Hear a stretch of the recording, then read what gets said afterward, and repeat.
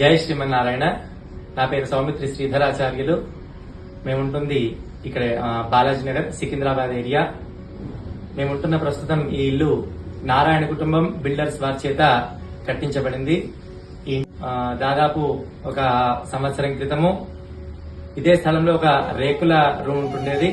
దానిని కూలగొట్టిన దగ్గర నుంచి శంకుస్థాపన మొదలుకొని గృహప్రవేశం చేసేంత వరకు కూడా ప్రతి ఒక్కటి బాధ్యతగా తీసుకొని నిర్వహించి మా చేతికి అందించింది ఒక నారాయణ కుటుంబం అనే సంస్థ బిల్డర్స్ గా.